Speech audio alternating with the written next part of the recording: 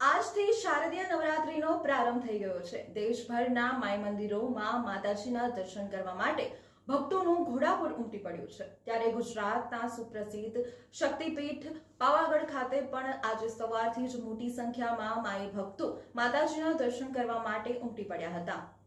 આજે વિક્રમ સંવત 2080 ને આસો સુદ એકમ સાથે જ શારદીય નવરાત્રીનો પ્રારંભ થયો છે।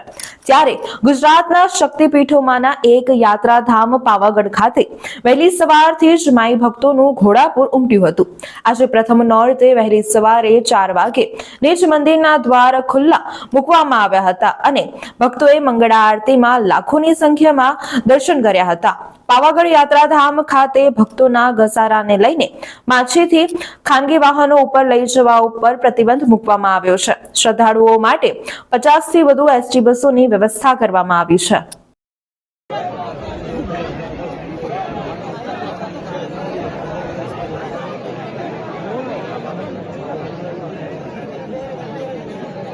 डेवलपमेंटનો ભાગ છે। મંદિર ડેવલપમેન્ટના ભાગરૂપે પાર્કિંગ માટે પણ એક વિશેષ આયોજન કરી રહ્યું છે।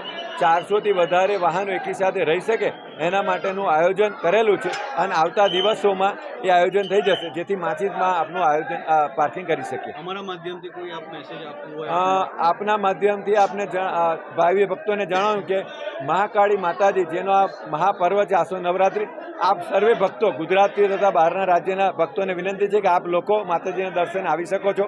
માતાજીનું નિજ દ્વાર સવારે 4 વાગ્યાથી લઈને રાત્રે 8 વાગ્યા સુધી મંદિર ખુલ્લું હોય છે અને મંદિર પ્રશાસન દ્વારા વિશેષ આયોજન કરેલું છે। આ નવરાત્રિની શુભકામનાઓ છે। માતાજીની અસીમ કૃપા આપ સર્વે પર રહે। હિન્દુ સનાતન ધર્મ કે જે વાસ્તવિક ધર્મ છે અને જેના પર વિશ્વ ટકેલું છે એ સનાતન ધર્મનો વ્યાપ વધે અને માતાજી સર્વેની મનોકામના પૂર્ણ કરે અને આસો નવરાત્રિ સર્વે લોકો સુખ શાંતિથી પૂર્ણ કરો એવી આજે મંદિર ટ્રસ્ટ તરફથી આપ સર્વેને શુભેચ્છા આપવામાં આવશે।